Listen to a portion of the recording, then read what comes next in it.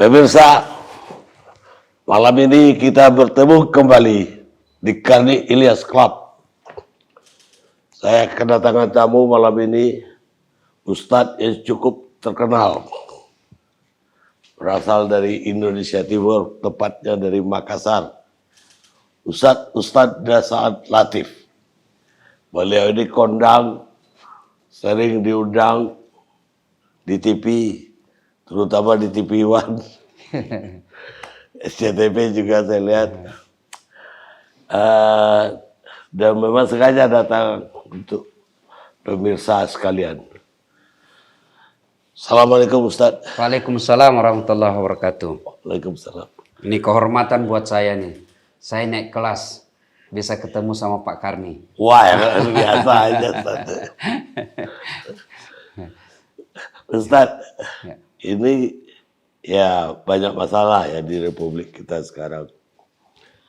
Ada masalah pandemi, ada krisis ekonomi. Tapi selain itu juga masalah-masalah lain cukup banyak juga. Ada masalah EPI dalam politik, ada masalah keamanan, teroris, segala macam. Dan tapi ditingkai lagi oleh hal-hal kecil tapi cukup cukup mengusik gitu loh. Misalnya yang terakhir ini kasus Abu Janda, yang terkenal dengan nama Abu Janda, namanya sebetulnya bukan itu.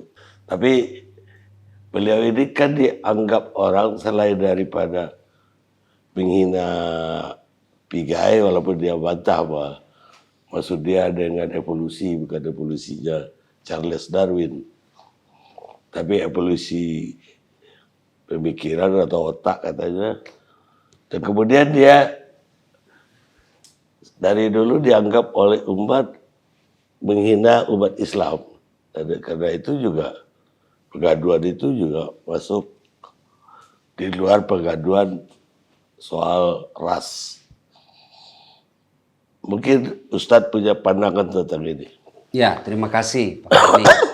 Saya pada prinsipnya tidak membenci Abu Janda. Yang saya benci dan saya cela adalah pemikirannya. Karena kalau membenci pribadinya, itu apa bedanya kita membenci dengan ucapan-ucapan kebencian kepada seseorang.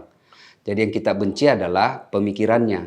Kalau kita benci orangnya di penjara, selesai. Tapi kalau pemikiran ini berkembang, dan parahnya karena dia di medsos. Iya. Andai saja di kamarnya tidak ada masalah, tidak berpengaruh. Atau dia ngobrol bersama teman. Tapi ini kan dipublikasi.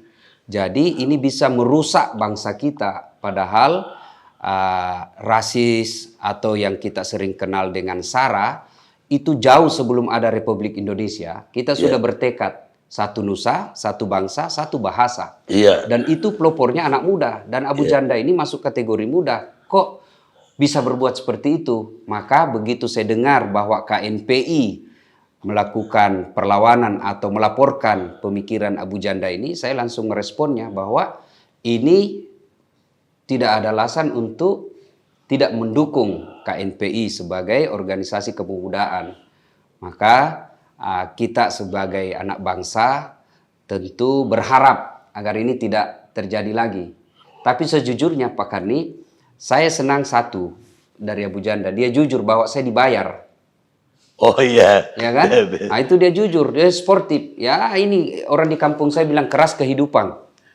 Akibat kerasnya kehidupan. Ya, dia cari nafkah. Dia pakai akalnya seperti itu. Dia cari nafkahnya. Dia ngakui bahwa saya dibayar. Nah, masih jauh lebih terhormat daripada orang yang kita sanjung-sanjung sebagai pejabat tapi menyalahgunakan bansos. Iya, lebih parah ya. Lebih parah karena uang negara yang dicuri. Kalau ini Abu Janda dibayar oleh sponsor. Dan uang negara ini untuk orang miskin lagi. Ya, dan orang miskin yang dianiaya itu makbul doanya. Maka kes langsung kena. Ya, kalau persoalan Abu Janda ya negara harus hadir untuk membatasi pemikiran-pemikiran seperti ini. Karena kalau tidak maka akan merusak anak-anak kita. Sebab medsos itu lebih banyak konsumsi oleh anak-anak milenial. milenial. Nah, jadi kalau ini dibiarkan, negara tidak hadir dalam kasus seperti ini dan dibiarkan begitu saja, saya khawatir ucapan kebencian, rasisme, kemudian yang berbau sara dianggap sesuatu yang biasa. Padahal kita ini sudah menjunjung tinggi Pancasila, kita punya adab. Ya, nah oleh karena itu bagi saya tidak ada alasan dan pemikiran untuk membenarkan orang-orang yang berperilaku rasisme. Baik, itu salah satu kasus yang lagi heboh aja terakhir ini. Tapi dari sisi pemerintah juga banyak hal yang umat merasa semakin lama semakin dirugikan. Misalnya ada aturan yang dibikin, macam-macam lah aturan yang dibikin oleh pemerintah yang dianggap umat tidak sejalan lah dengan umat. Misalnya pemerintah minta sekarang ini setelah dana haji, dana segala macam, sekarang supaya juga wakaf. Saya pikirnya tadi minta maaf, ternyata minta wakaf. Ya. Ini kan selain itu juga ada aturan lain lagi. Di kampungnya Ustadz sendiri yang sudah dilaksanakan. Daerah lain tentu kalau udah peraturan nasional oleh Menteri Agama tentu harus dilaksanakan juga. Bahwa orang beragama Nasrani boleh mengajar di madrasah. Ya. Ini kan misalnya di SD Islam mungkin masih lebih netral ya. Kalau madrasah ini kan sama dengan orang Islam mengajar di seminari ini. Ya, ya. Kemudian juga ada aturan baru lagi, 3 menteri ini terakhir keluar bahwa tidak boleh ada satu sekolah pun yang atau pemerintah daerah yang mewajibkan siswi untuk berpakaian atributnya mengarah pada agama tertentu. Ya. Ini gimana pandangan Ustaz? Pak Kardi, pada prinsipnya saya melihat kita ini kadangkala ada yang prioritas dikerja tapi tidak dikerja. Sementara ada yang tidak prioritas, kita gembor-gemborkan untuk segera dikerja. Jadi asas prioritas ini yang kadangkala kita kesampingkan. Banyak hal dan banyak kepentingan serta kebutuhan masyarakat yang harus segera diatasi daripada isu-isu sepele yang kemudian kita seolah-olah kita ingin dicap ini sang pendiri atau pencetus toleransi, ya. Nah, seperti kasus yang disebutkan tadi, saya kira bukanlah hal yang sangat prioritas untuk membahas ya seperti itu. Masih banyak kebutuhan yang kita harus dikedepankan kepada masyarakat. Contoh soal yang jilbab tadi itu, saya kira itu kasuistik yang sangat kecil sehingga menurut saya bukanlah hal prioritas untuk serta-merta kita 3 menteri harus terlibat membuat SK bersama. Ya, pada prinsipnya memang tidak boleh ada paksaan. Nah, terkait dengan jilbab, ya memang menurut saya kepala sekolah itu agak keliru. Ya di Padang. Ya, karena memaksakan anak-anak non-muslim untuk memakai jilbab. Nah, saya kira itu kasus yang keliru. Tetapi responnya kita terlalu berlebihan. Kenapa tidak diajarkan di sekolah-sekolah itu soal akhlak? Ya, bagaimana gencarnya harus dipromosikan atau diajarkan, dikampanyekan anti korupsi, cara hidup sehat. Itu saya kira lebih prioritas. Bagaimana ini vaksin bisa masyarakat bisa percaya. Kemudian soal wakaf. Saya kira sebaiknya bukan wakaf yang perlu kita minta, tetapi memaksimalkan zakat. Karena wakaf itu sunnah, mau saya. Saya mau atau tidak urusan saya. Dan saya bisa berwakaf atau tidak. Tapi zakat selama dia muslim, karena itu bagian rukun Islam, maka dia wajib mengeluarkan, ada sanksi dosanya. Nah, tinggal bagaimana pemerintah untuk memaksimalkan zakat itu. Tapi yang jadi masalah, untuk memaksimalkan zakat, yang jadi masalah adalah kepercayaan. Trust ya. Ya, kepercayaan dulu yang harus dibangun. Coba seperti dan kepercayaan ini sangat terkait dengan penguasaan media. Ya cuma tidak aja soal kepercayaan, zakat sendiri kan ada ketentuan untuk siapa saja yang boleh dikasih. Ya, betul. Ada 8 golongan. 8 golongan. Maka itu anak yatim pun tidak masuk. Ya, Karena anak yatim tanggungan orang muslim yang dewasa. ya, Jadi tidak sembarang juga. Nah, kalau pemerintah yang dikasihin nggak jelas. Jadi ya. sesuai nggak dengan yang diatur oleh Ya, agama. betul. Ya, itu mesti kita belajar dari Malaysia. Kalau Malaysia itu, kalau dia muslim, membayar pajak, negara tanya untuk isi formulirnya, kamu mau bayar pajak atau zakat? Ketika dikatakan zakat, maka langsung alokasi pemanfaatannya itu dipisah. Ya karena di Malaysia kalau kita bayar zakat, pajak kita dipotong. Ya, betul. Kalau ini kan Tidak, tidak. ya. Artinya setelah bayar pajak kita harus Bayar lagi. bayar zakat lagi. Zakat. Nah, kendalanya sekarang ini kita mau bayar pajak tapi penghasilan tidak ada. Mungkin 2020 pemerintah masih survive, masih bisa bernapas karena pajak yang kita peroleh dari 2019. Nah, sekarang untuk pembangunan 2021 ini agak berat sebab pajak kita diambil dari 2020. Sementara 2020 tidak ada pemasukan. Saya Pak Karni, saya punya usaha travel haji umroh itu resmi ada izin. Datang penagih pajak, saya bilang saya mau bayar apa? Kalau mau ke penjara, penjara saja saya. Saya mau bayar apa? Tidak ada pemasukan, tidak ada umroh, tidak ada haji. Orang masuk Nah, Mekah aja makanya nggak saya boleh. bilang sama petugas pajak, kau yang kejar target, saya yang kau kasih susah. Tapi kalau itu pajak, tapi kalau kesadaran zakat, maka kita akan keluarin. Cuma yang tadi kendalanya adalah memperoleh kepercayaan dan kemana alokasinya. Ya harus jelas. Harus jelas, ya. Tapi kalau kembali ke aturan yang tadi, toh juga dalam SKB 3 Menteri itu juga orang sekolah-sekolah juga tidak boleh melarang orang pakai jilbab. Ya, Itu jadi tidak ada larangan. Itu tidak kan ada positif. larangan. Betul.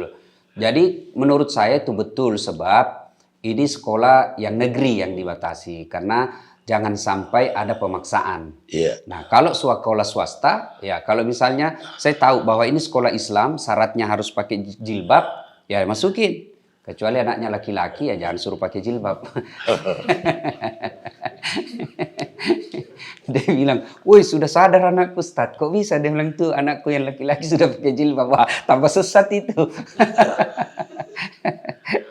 Jadi ya saya kira untuk yang dibiayai oleh negara, ya memang semestinya jangan ada aturan pemaksaan. Tapi alhamdulillah tidak ada juga larangan bagi mereka yang mau pakai jilbab. Ya, itu positifnya di Ya, situ. ya. Artinya tidak hanya negatif, tapi ada positifnya. Baik Ustadz, tapi kita lebih dalam lagi.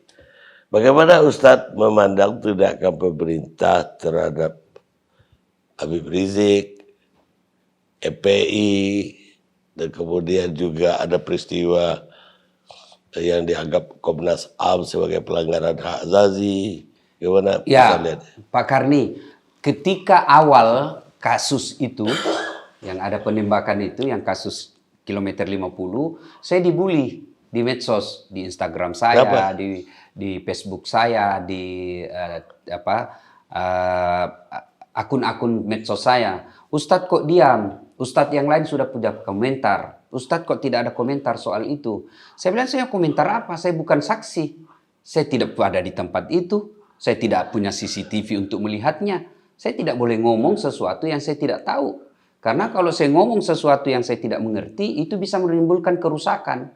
Nah, setelah ada pernyataan Komnas HAM, ya barulah kita bisa komentar bahwa ada pelanggaran Komnas, ada pelanggaran hak asasi. Kalau ada pelanggaran hak asasi, tentu bukan saya yang akan menindaknya, tapi negara. Maka negara harus hadir untuk pelanggaran. Soal kasus-kasus yang lain, saya sangat setuju bahwa tidak boleh orang berdakwah dengan memaki. Tidak boleh orang berdakwah dengan menimbulkan kebencian. Sebab tidak pernah dicontohkan oleh Rasulullah. Orang yang paling hebat dalam berdakwah saya kira adalah Musa alaihissalam, kemudian bersama dengan Harun alaihissalam. Dan manusia paling bejat sampai diponis haram masuk surga itu Fir'aun. Begitu jeleknya itu Fir'aun, Pak Karni, tidak ada orang mau senang itu Fir'aun. Mana buktinya? Tidak ada orang mau kasih namanya anaknya Fir'aun. Oh itu hebat itu, toko ada namanya dalam Quran, kasih nama anaknya Fir'aun. Tidak ada yang mau, begitu jeleknya itu sifat Fir'aun. Tapi ketika Allah perintah Nabi Musa untuk berdakwah kepada Fir'aun, Allah tidak perintahkan kau pergi maki-maki dia. Tidak, Allah perintahkan kau datang kepadanya dengan kalimat yang bijaksana. Mengajaknya. Nah, oleh karena itu, memaki, menimbulkan kebencian, apalagi memfitnah, saya kira itu selain melanggar kaidah keagamaan, juga melanggar undang-undang bernegara.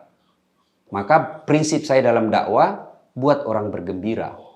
Coba bilangkan Pak Kerni, sekarang ini kita dipaksa pakai masker. Kemudian di rumah kita cemas, dimaki-maki sama istri. Tagihan banyak, masuk warung kopi ada juga tagihan. Di mobil kita macet, di kantor dimaki-maki sama pimpinan. Kita berharaplah datang dengar khutbah Jumat, mudah-mudahan dapat pencerahan. Sampai dengan khutbah Jumat kita juga dimaki-maki, diancam neraka. Waduh, apa enaknya ini kita jadi hidup. Jadi kata Allah, berikan dia berita gembira. Nah, bagi saya siapapun dia, apakah dia ulama, apakah dia habaib, kalau dia melanggar undang-undang bernegara, maka dia harus ditindak. Tentu penindakannya tidak boleh melepaskan asas keadilan. Ya, asas keadilan. Saya secara pribadi ya ketika Habib Rizik diikat tangannya, ya itu tidak enak juga saya rasa, kok kayak kita maling ayam, bagaimanapun beliau ulama. Ya, sementara kita melihat juga ada koruptor yang dikawal, malah diangkatkan kopernya. Hal-hal seperti ini yang bisa membuat orang merasa ada ketidakadilan. Dan menurut pendapat saya Pak Karni, negara bisa rusuh bukan karena diambil hak-hak warga negara. Kan orang biasa bilang hak-haknya dicabut, kebebasannya dicabut. Saya bilang bukan cuma kebebasan yang dicabut sehingga orang bisa ribut, tapi lebih kepada ketidakadilan. Saya kasih contoh, orang dalam penjara itu dicabut hak-haknya, kebebasannya tidak ada. Berhubungan suami istri saja sudah dicabut haknya, padahal itu hak asasi. Tapi apa mereka rusuh? Tidak, padahal dicabut hak kebebasannya. Tapi kapan ada narapidana dikasih kopi susu, satu dikasih air got, pasti ngamuk. Kenapa? Karena ketidakadilan. Jadi negara kalau mau didukung kepercayaan penuh oleh masyarakat, maka harus mengedepankan kepercayaan. Dan ini bukan pekerjaan yang gampang. Pak Harto dulu kuat betul Pak. Kuat. Jatuh karena ketidakpercayaan lagi masyarakat. Orang tidak ada duit masih bisa pinjam duit di bank. Orang tidak punya tenaga masih bisa pinjam tenaga orang lain. Tapi ketika seseorang sudah hilang kepercayaan maka tidak ada guna lagi. Itulah sebabnya Nabi usia 36 tahun beliau dipercaya oleh orang-orang Mekah sejak dari pemuda. Nanti orang-orang Mekah memusuhi beliau usia 40 tahun ketika diangkat menjadi Nabi dan Rasul. Tapi sebelum 40 tahun beliau digelari dengan Al-Amin, yang terpercaya. Berarti seorang manusia kalau dia mau jadi pemimpin, modal pertama yang harus dimiliki adalah kepercayaan. Itulah sebabnya Yusuf alaihissalam meminta jabatan. Dalam surah Al-Quran dijelaskan, Yusuf katakan, angkat saya sebagai pemimpin karena sesungguhnya saya orang kuat lagi terpercaya. Kuat kalau diterjemahkan sekarang kuat dalam arti punya dukungan mayoritas, punya finansial, itu kuat. Tapi yang lebih penting lagi adalah unsur kedua, kepercayaan. Ketika sudah tidak ada kepercayaan, agak susah. Minta dana tidak dipercaya. Nah, itulah sebabnya pemimpin seharusnya yang paling dibutuhkan adalah orang yang dipercaya. Tadi Ustadz menyinggung-nyinggung ketidakadilan. Berapa tahun terakhir ini keluhan itu ya terutama muncul dari umat Islam saya lihat.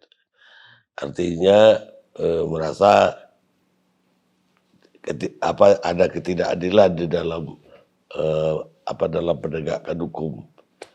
Misalnya kalau pihak yang sini yang berbuat didiamkan, tapi kalau pihak yang katakanlah golongan yang lebih Islam ditegakkan hukumnya. Bagaimana Ustadz melihat? Saya tentu tidak bisa berkomentar banyak Pak Karni soal itu, sebab itu subjektivitas kadangkala. Karena ada pendapat ini yang kadangkala sebenarnya juga yang membuat bangsa kita ini susah untuk maju, sebab cebong sama kampret belum bisa kompromi. Sampai sekarang belum bisa move on. Padahal Pak Jokowi sama Pak Prabowo sudah satu panggung. Kita ini yang kemarin masih musuh-musuhan. Kampret bikin program, dimaki sama cebong. Cebong bikin program, tidak dipercaya sama kampret. Ini dulu pekerjaan kita sebenarnya.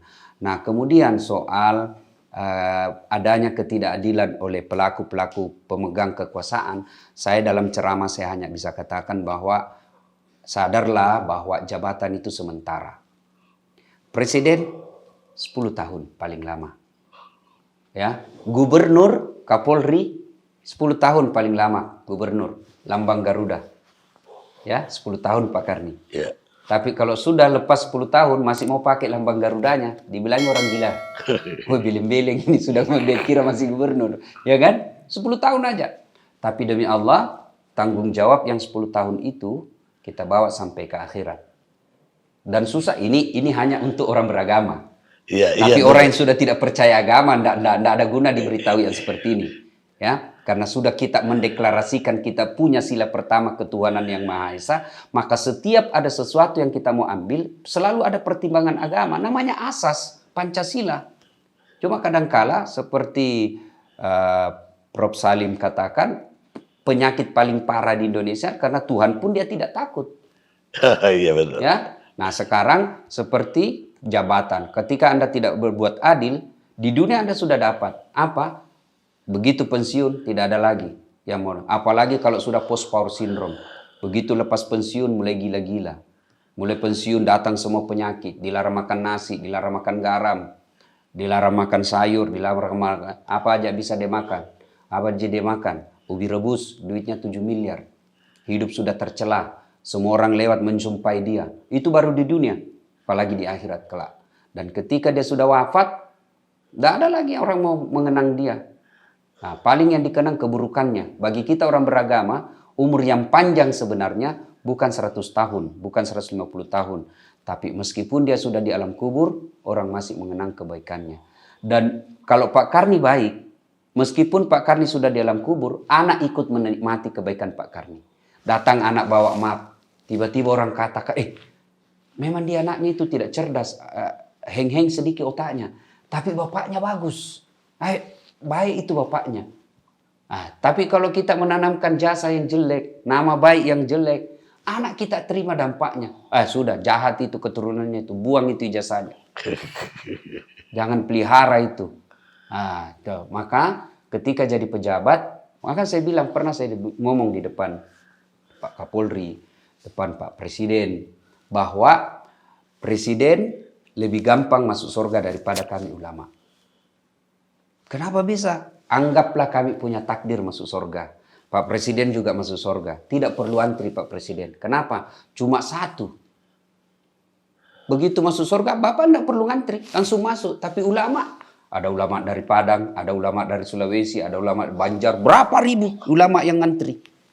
Masuk juga surga, tapi ngantri. Presiden tidak ada ngantrinya. Kalau Indonesia paling ngantri 7 orang. Sampai sekarang. Iya, sampai sekarang. Tapi kalau salah, gampang juga didapat. Mana yang salah Presiden Indonesia? Oh, itu dia. Tapi kalau mana ulama? Ulama mana dulu? Jawa Timur. Ulama kabupaten mana? Kan banyak juga. Tapi kalau Presiden, cepat juga dapat kalau dia salah. Maka saya bilang, keliru seorang pejabat kalau dia tidak gampang masuk surga. Berarti dia yang salah. Ya, keliru. Coba Pak Karni, kalau saya jadi gubernur, saya sholat subuh berjamaah. Sudah sholat subuh berjamaah. Assalamualaikum warahmatullahi wabarakatuh. Assalamualaikum warahmatullahi wabarakatuh. Saya langsung katakan, mana ini kepala dinas PU? Tidak pernah juga datang sholat subuh berjamaah. Ajudan saya telepon Pak Kadis PU. Pak Kadis dicari Pak Gubernur. Besok belum azan subuh sudah ada di sana Pak. Itulah hebatnya jadi penguasa.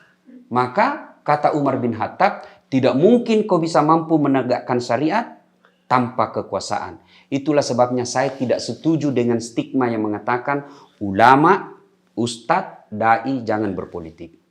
Itu keliru. Politik baik. Tidak mungkin ada ilmu politik di fakultas. Tidak mungkin ada fakultas sosial politik kalau politik jahat. Tidak mungkin. Tapi apa yang jahat? Politisinya. Machiavelli mengajarkan orientasi akhir dari politik adalah kekuasaan. Tapi umat Islam, akhir daripada politik itu bukan kekuasaan. Dia adalah urutan kedua dari terakhir. Ambil wali kota, ambil gubernur, ambil presiden, ambil kajati, ambil kapolri. Dengan tujuan endingnya apa? Mewujudkan kemaslahatan. Jadi gubernur dan jabatan sejenisnya bukan untuk memperkaya diri sendiri dan partai serta konco-konco, tapi menciptakan kemaslahatan umat. Itulah sebabnya begitu dimuliakannya pemimpin dalam Islam, sehingga dari 7 golongan orang yang dilindungi di padang mahsyar kelak, satu di antaranya kata Nabi, imamun adil, pemimpin yang adil. Jadi Islam tidak alergi dengan kepemimpinan. Justru ambil itu kepemimpinan bukan untuk dirimu, tapi wujudkan kemaslahatan umat. Ya. Baik Ustadz, tapi saya juga ingin menilai dari penilaian dari Ustadz. Misalnya bukan yang periode ini, periode Menteri Agama yang lalu, Ya. ada pengaturan untuk ulama-ulama dan ustadz-ustadz yang sertifikasi lah, yang khotbahnya juga harus dimonitor, bahkan harus seragam. Bagaimana Ustadz melihat ini? Saya kira Pak Karni itu niat yang baik, cara yang kurang tepat. Saya waktu dialog, saya diajak dialog oleh TV One waktu itu dengan Menteri Agama yang dulu, saya bilang diksinya keliru. Ngapain pakai kata sertifikasi ulama? Bikin aja pelatihan. Karena setiap pelatihan pasti ada sertifikatnya. Ya kan? Nah, kemudian yang kedua, kekeliruannya sertifikasi. Semua profesi harus sertifikasi. Cuma siapa yang sertifikasi? Masa insinyur disertifikasi oleh Satpol PP? Kan tidak nyambung. Nah sekarang kita ulama mau disertifikasi oleh siapa?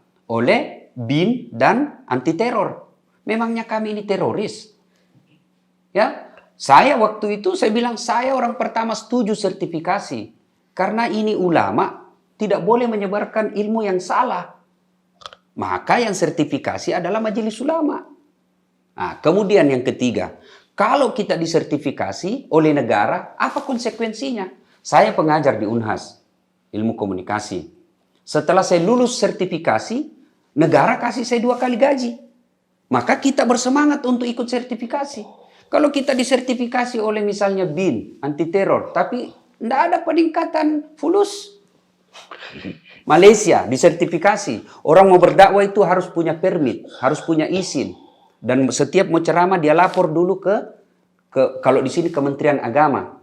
Tapi bagus. Apa positifnya? Negara mewajibkan belajar. Setelah itu ulama di sana, Pak Karni, setingkat ustadz lah kalau kita di sini khatib, itu per bulan kerajaan memberi 3.000 ringgit. Senilai kurang lebih 12 juta. Kalau kita di sini kan tidak ada. Oke lah kita disertifikasi, tetapi apa kompensasinya? Karena ada ratusan penyuluh agama yang dibawahi oleh Kementerian Agama, mesti inilah yang diprioritaskan untuk sertifikasi. Ya, memang kadangkala dalam Islam itu niat dan cara harus sama-sama baik.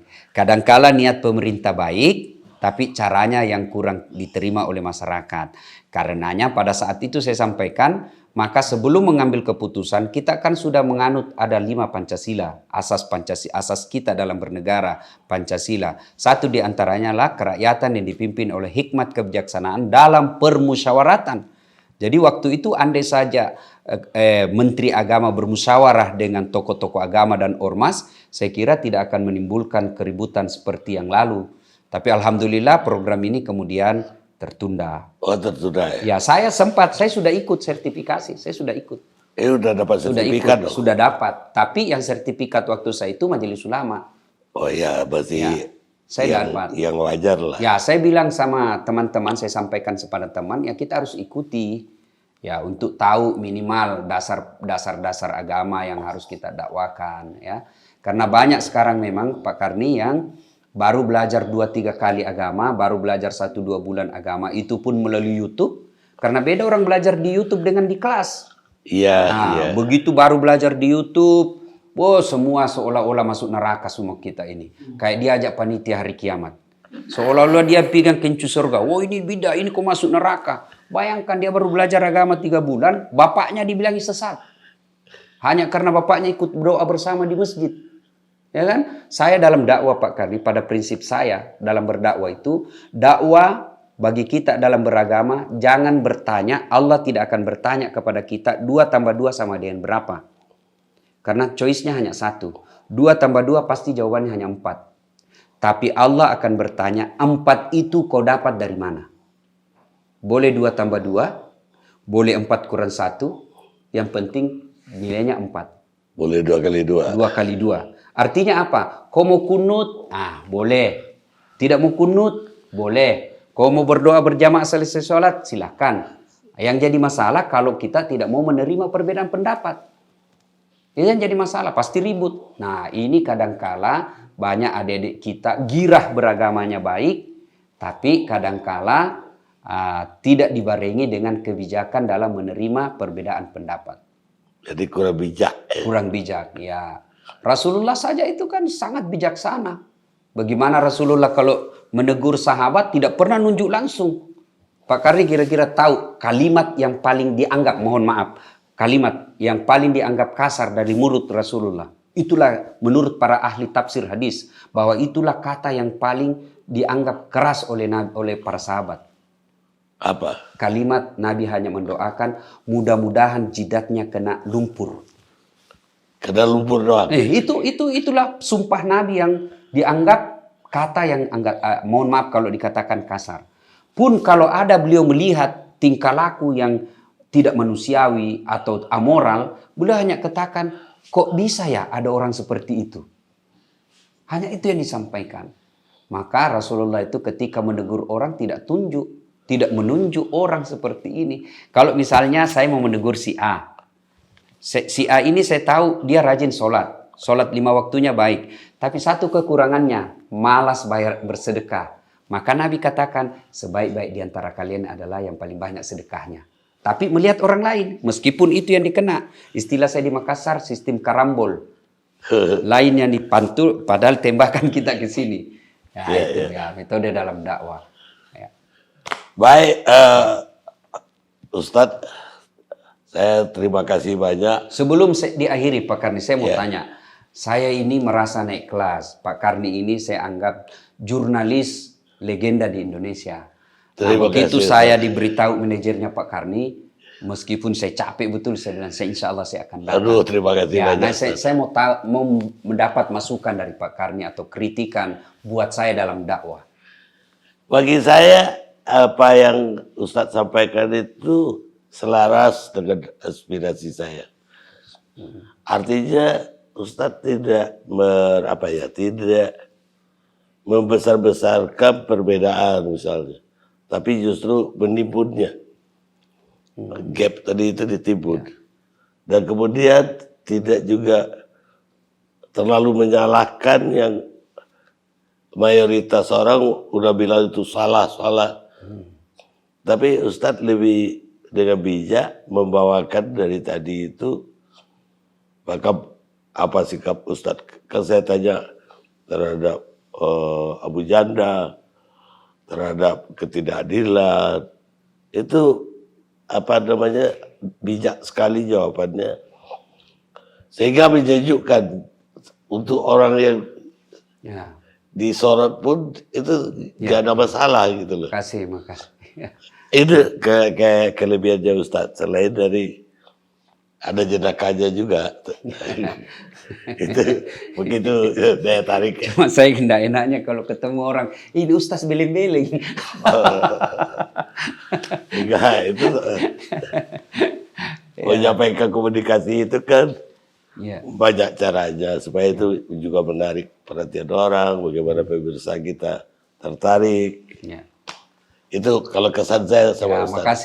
Terima kasih. Ngobrolnya baru kali ini. Oh iya, ini ada buku untuk Ustadz, hadiah dari saya. Ini lahir untuk berita. Oke, makasih Pak Karni. Cakep betul Pak Karni. Ya potret yang pentingnya jago.